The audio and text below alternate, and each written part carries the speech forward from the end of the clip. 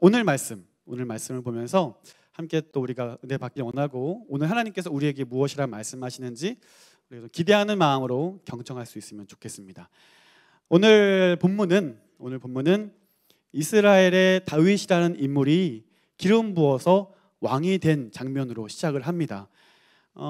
하나님의 선지자였던 사무엘에게 기름 부음 받아서 왕이 되었다면 가장 기쁜 소식이고, 또 왕이 등극식을 통해서 이런 장엄한 이런 연출이 시작이 되어야 될 것 같은데, 오늘 본문은 그런 기쁨보다는 뭔가 좀 암울한 이 전운의 기운이 감돌고 있습니다.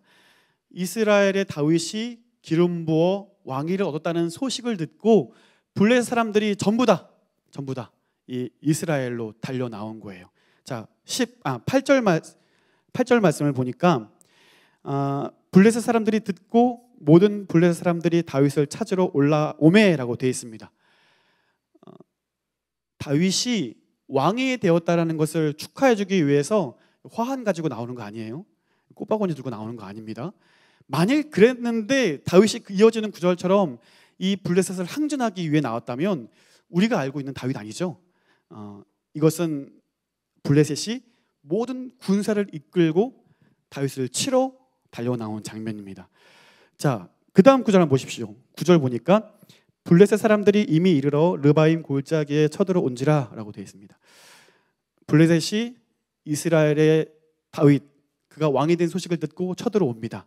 이러한 짧은 구절을 우리가 이해하기 위해서 블레셋과 이스라엘의 이런 관계에 대해서 좀 살펴볼 필요가 있어요. 역대상 10장 말씀을 보면 블레셋과 이스라엘의 전투가 소개됩니다. 그 전투에서 이스라엘의 초대 왕이었던 사울이 죽어요.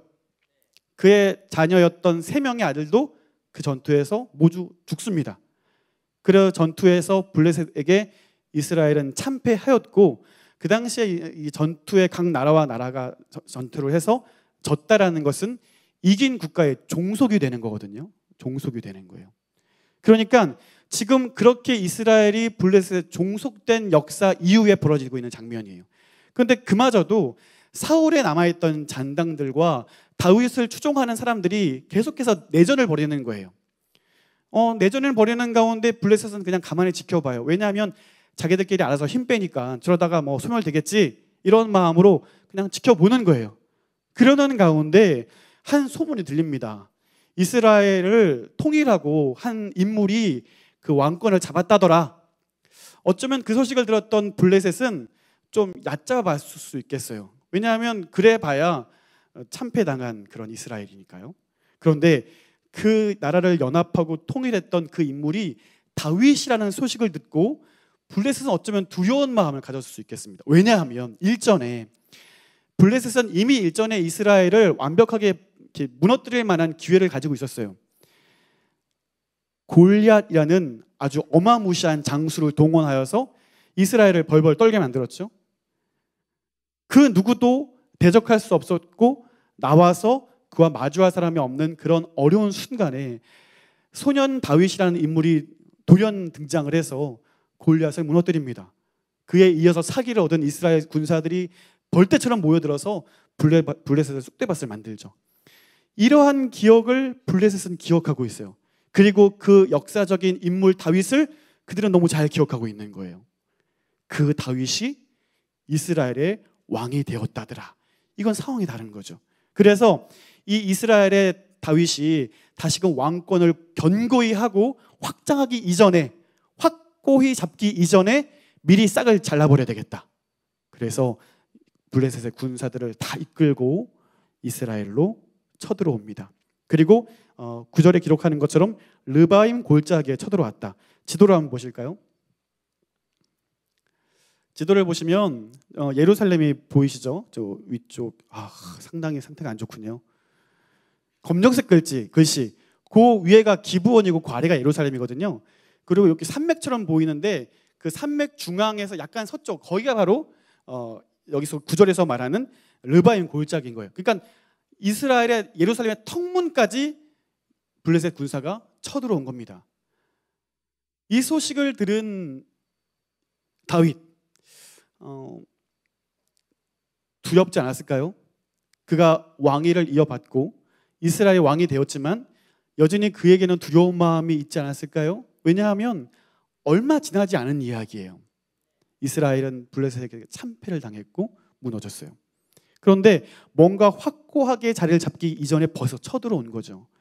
그런 상태에서 다윗의 선택은 무엇이었을까요? 자, 우리 10절 말씀 함께 읽어보겠습니다. 10절 시작.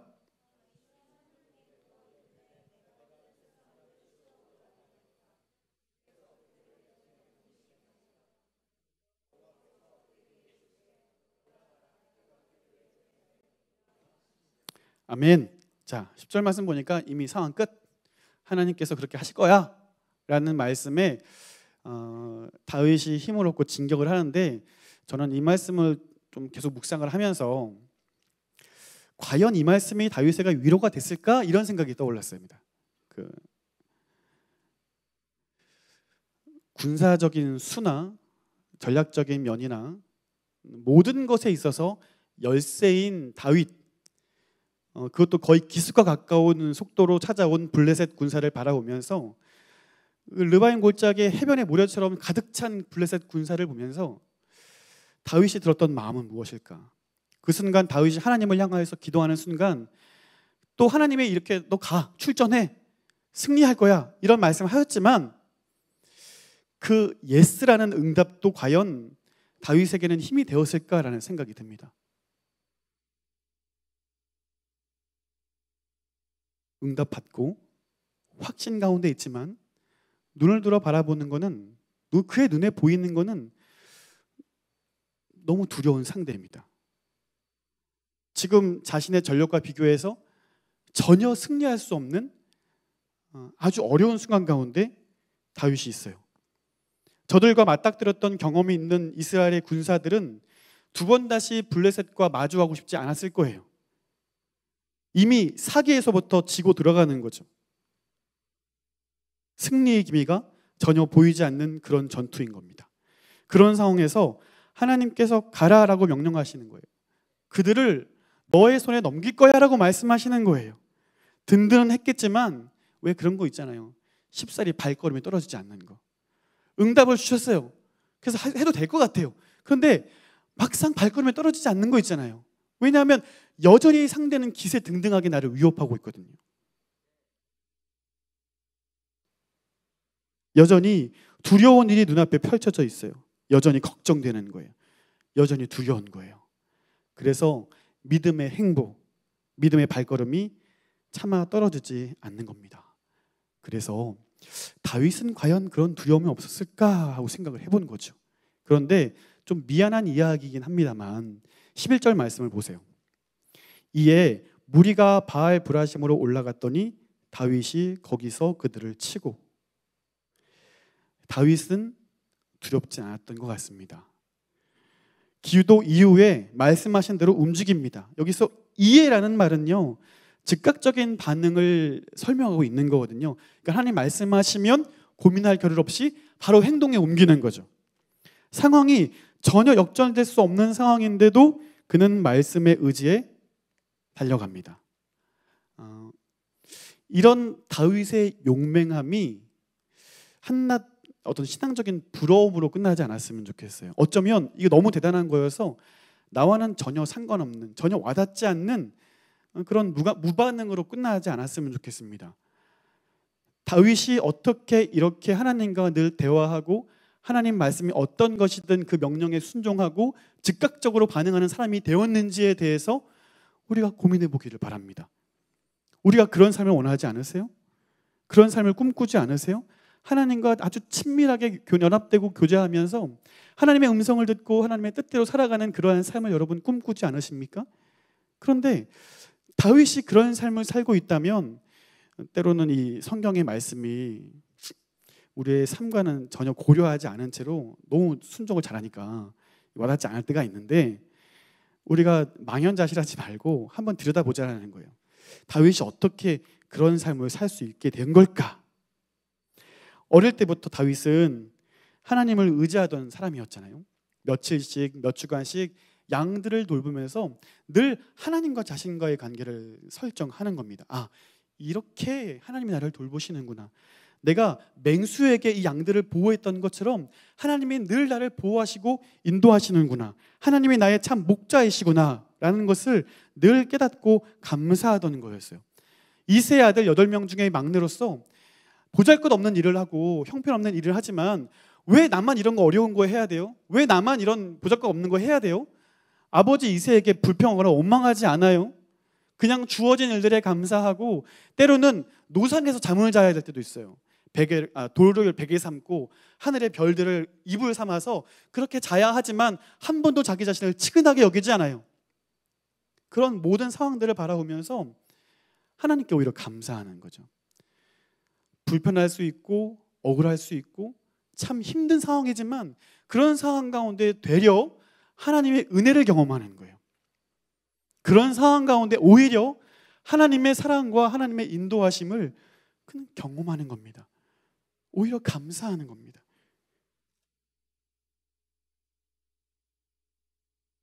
하나님께 묻는 것, 하나님께 나아가는 것, 그것을 우리가 주저하지 않았으면 좋겠습니다. 내가 하기 싫어하는 것을 명령하시면 어떡하지? 내가 순종하기 어려운 바로 그것을 시키시면 어떡하지? 라는 두려움이 있는데요. 여러분, 그것이 나를 향한 하나님의 사랑임을 여러분 기억하시고 순종할 수 있으면 좋을 것 같아요. 여기에 우리가 순종할 수 있다면 하나님이 어떻게 일하시는가를 우리는 분명히 바라볼 수 있게 된다는 겁니다. 여러분, 말씀이 충만하면요, 두려움이 사라지는 거예요. 실제로요. 말씀이 충만하면 골리앗에게 달려가는 거죠. 다윗이 골리앗에게 달려가면서 너가 칼과 단창과 단거우로 내게 나아오지만 나는 네가 모욕하고 무시하는 만군의 여호와의 이름으로 내게 달려간다라고 선언하는 거예요. 그러면서 이어지는 다윗의 고백을 보면은 이렇게 이야기하고 있어요. 또 여호와의 구원하심이 칼과 창에 있지 아니함을 이 무리에게 알게 하리라. 전쟁은 여호와께 속한 것인즉 그가 너희를 우리 손에 넘기시리라. 소년 다윗은 침묵과 단순함이라는 이러한 훈련을 통해서 하나님이 누구신가를 분명히 깨닫게 되는 거예요. 여러분 보세요. 모두가 하나님의 백성이었어요. 모두가 자기들은 선민이라고 생각했어요. 그런데 누구 하나 하나님을 무시하고 모욕하는 그 골리앗 앞에 나서는 사람이 한 명도 없습니다. 이유는 뻔하죠. 두려우니까요. 누구든지 나가면 죽을 거니까요. 그런데 소년 다윗이요, 하나님께 또 골리앗 앞에 당당히 나아갑니다. 많은 하나님의 백성들이 있었지만 그 많은 사람들 중에 하나님을 사랑하는 사람은 딱 한 명이었던 겁니다. 하나님의 인도하심을 신뢰했던 사람은 딱 한 사람이었던 겁니다. 그게 어려운 순종이었고 그게 순종하기 너무나 힘든 것이었지만 하나님을 신뢰하고 하나님을 의지하여 달려나가는 거예요. 그가 들고 있는 것 너무 보잘것없는 조약돌 한 개였어요. 달려나가는 거죠. 하나님이 그를 사용하시는 거예요. 어떤 분들은 다윗이 이야기하는 대로 아주 숙련된 이 돌 던지는 선수였기 때문에 정확하게 골리앗의 이 이마 사이를 겨냥했을 것이라고 이야기하지만 여러분, 그가 하나님께 붙들려서 하나님이 일하셨다는 사실을 여러분 믿을 수 있어야 됩니다. 보세요. 순종하지 않으면요, 하나님과 대화하여 그 뜻을 알지 못하고 그 명령을 이행하지 못하면 알지 못하는 거예요. 경험하지 못하는 거예요. 부러워는 할 수 있어요. 하지만 그것은 내 것이 아닙니다. 나의 경험이 아닌 거예요.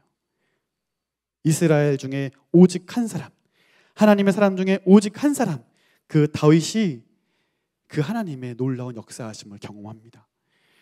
그 안에서 다윗이 누리는 하나님과의 연합을 여러분 한번 떠올려 보세요. 그 값진 것을, 그 귀한 것을 무엇으로 살 수 있겠습니까? 하나님과 대화하며 하나님이 주시는 은혜와 사랑으로 오늘을 살아가요. 매일매일 마주하는 골리앗과 마주하면서 담대하게 달려나아가는 그 용맹함과 그 단순함과 그 하나님에 대한 올곧은 믿음, 그것이 누구에게 경험될 수 있겠느냐 하는 것입니다. 사랑하는 예수 가족 여러분, 하나님께 물으십시오. 하나님께만 물으십시오. 그리고 물으셔서 말씀하시는 가운데 계산 너무 하지 마시고요. 말씀하시는 대로 한번 순종해 보십시오. 두려워하지 마십시오. 하나님은 그 순종을 통해 일하시는 분이십니다. 우리 11절 말씀 한 번 더 읽어볼게요. 11절 함께 읽습니다. 시작.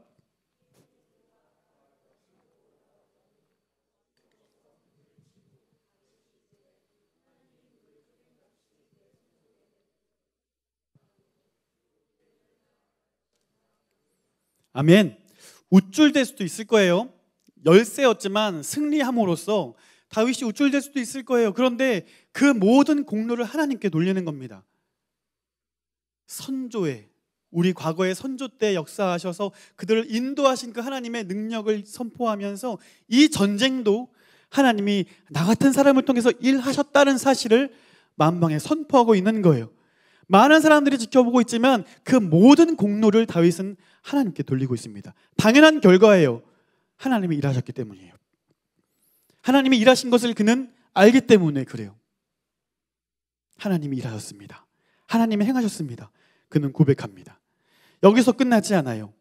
당연히 이길 줄 알고 맘 편히 왔던 블레셋이 그렇게 혼비복산 도망간 이후에 이게 무슨 일인가 놀라 군사를 다시 한번 재정비하고 이스라엘에게 다시 한번 진격해 나아갑니다. 13절을 보십시오.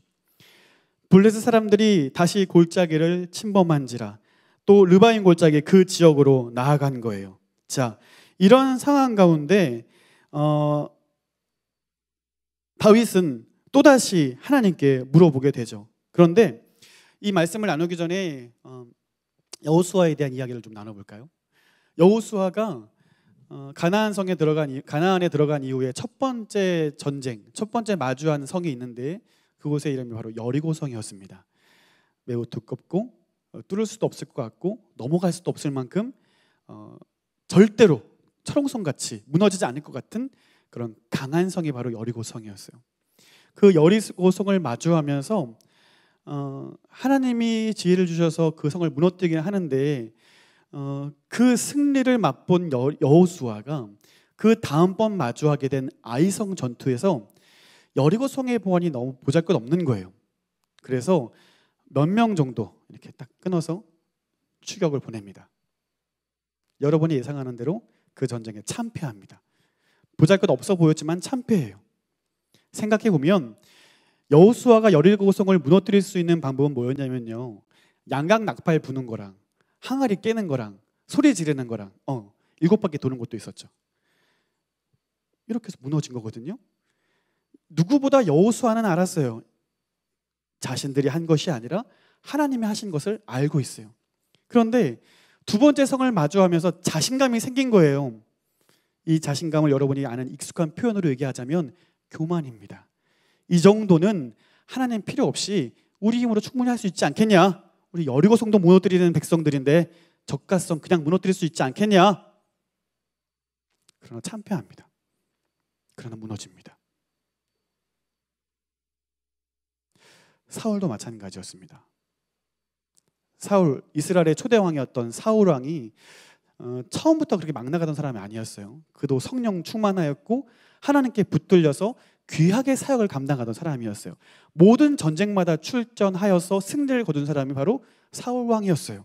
그러나 그가 그 모든 승리를 경험하면서 자신감이 생긴 거예요. 하나님의 이야기 별로 중요하게 생각하지 않고 사람들이 자기를 칭송하는 것들, 자기 자존심 상하지 않는 것들, 자기 권위가 무너뜨리지 않는 일들에 더욱 관심을 갖기 시작합니다. 역대기 저자는 그런 사울을 이렇게 평가하고 있는데 여러분 말씀을 한번 찾아보실까요? 10장 14절 앞으로 뒤로 좀 넘기셔서 역대상 10장 14절 말씀.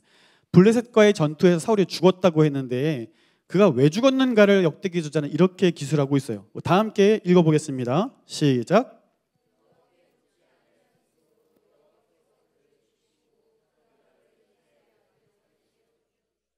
아멘. 너무 허망한 이유 아닙니까? 그러나 묻지 않았더라, 이것이 뭐냐면요, 여호수아에게도 해당됐었던 이야기이고요, 특별히 사울 왕에 대해서 분명히 이야기해주고 있는 거예요. 여러분 보세요. 역대기 저자가 오늘 본문에서도 다윗이 하나님께 물었다, 묻자온데, 이런 말들을 반복해서 쓰는 이유가 있어요. 다윗이 그런 행동들을 반복적으로 했던 그 내용들을 다 기록하고 있는 이유가 있는 거예요. 사울 왕은 묻지 않았고 다윗은 물었다는 거죠. 사울은 어느 정도 자신감이 생겼고 능력도 생겼다고 하여서 더 이상 하나님을 찾지 않는 그 순간, 다윗은 그럼에도 불구하고 물어보았다라고 이야기하고 있어요. 사울은 묻지 않아서 비참한 결말을 맞이할 수밖에 없었던 거예요. 사랑하는 여러분, 영적인 안목을 가지십시오. 우리 영적인 안목을 가져야 합니다. 여러분의 영혼은 안녕하십니까? 여러분의 영혼은 건강하십니까? 여러분의 영혼은 살아 있습니까? 여러분의 영혼은 죽어 있습니까? 모든 일이 두렵고 왠지 모르게 계속 짜증이 나고 모든 순간 불평이 나고, 하나님이 하실 일들에 기대하기보다는 내 주어진 상황 때문에 낭망하고 꿈을 꾸지 못하고, 예배 드리는 것이 우리의 기쁨이 되지 아니하고 하나님이 하실 일들에 대해서 전혀 기대하지 않게 될 때 우리의 영혼이 어떠한가 우리는 주목할 수 있어야 됩니다. 내 영혼이 죽어 있는지 살아 있는지, 그것을 점검할 수 있는 기준을 오늘 성경은 말씀해 주고 있어요. 여러분은 묻고 있습니까? 묻지 않고 있습니까? 아직 자신감이 충만하십니까? 이 정도는 내 힘으로 해결할 수 있다 생각하여 묻지 않고 기도하지 않고 내 방식과 내 마음대로 여러분 모든 일들에 대해 결정하고 살아가고 계십니까? 어떻습니까? 사울은 묻지 않아 죽었다라고 말씀하고 있습니다. 오늘 내 마음에 합한 자였던 다윗은 묻고 또 묻습니다. 다시 블레셋 전투로 넘어가 볼까요? 13절에 블레셋이 쳐들어왔을 때 처음 찾아왔던 그런 허술한 혹은 준비되지 않은 채로 달려나오지 않았을 거예요. 더 정비했을 것이고 더 군사를 보강했을 것이고 더 막강한 화기들을 준비했을 거예요. 야, 이 정도로 쉽게 무너지지 않는구나 하여 어쩌면 동맹국들을 데리고 왔을 수도 있겠어요. 그런 상황 가운데 다윗은 또 물어봐요. 또 묻습니다. 절대 해결되지 않은 일, 야, 이건 기도해도 안 될 것 같아. 이런 적막함들, 두려운 일들이 분명히 있을 텐데 여러분, 기도하는 일을 멈추지 마세요. 하나님께 묻는 일을 멈추지 마세요. 왜냐하면 내 생각대로 되지 않는다니까요. 하나님께서 일하시는 방법은 내 계산대로 진행되지 않는다니까요. 하나님 그 모든 것을 뛰어넘어 일하시는 분인데, 자, 14절 말씀 다 함께 읽어볼게요. 14절 함께 읽습니다. 14절 15절 두 구절 읽겠습니다. 시작.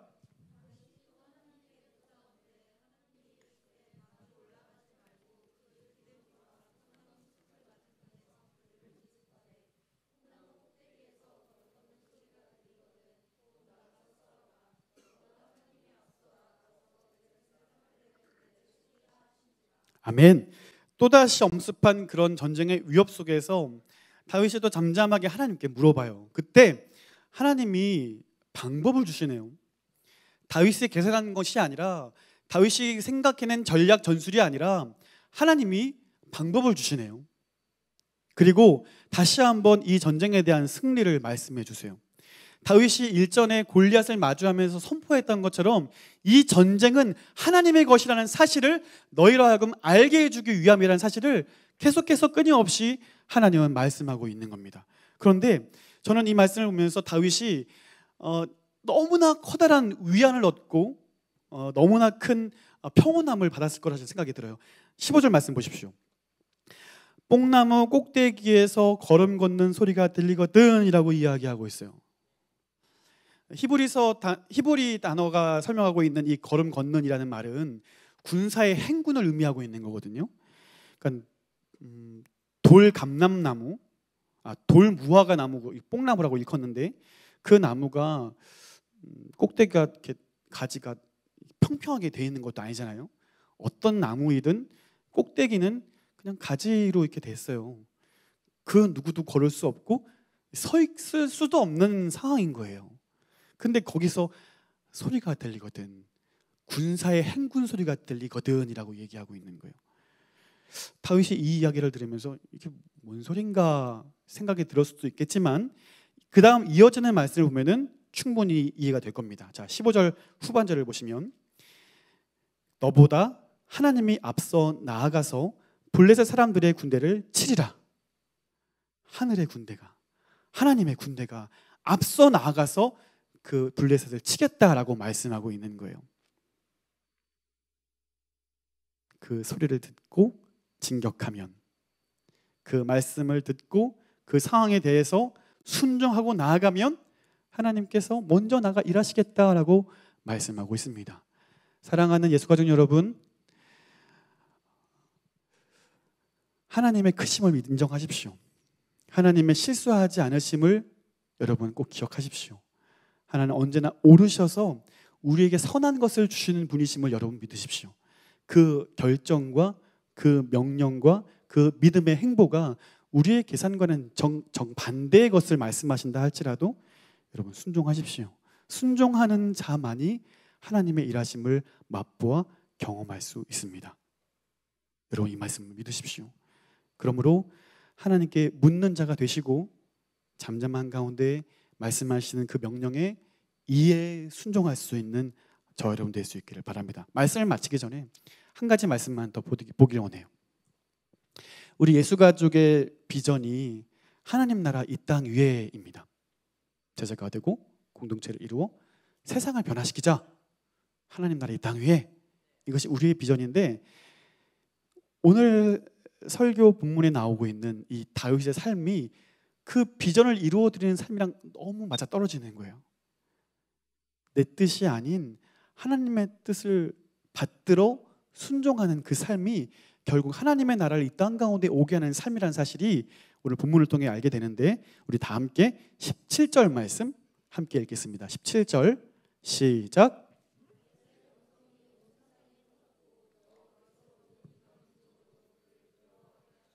아멘.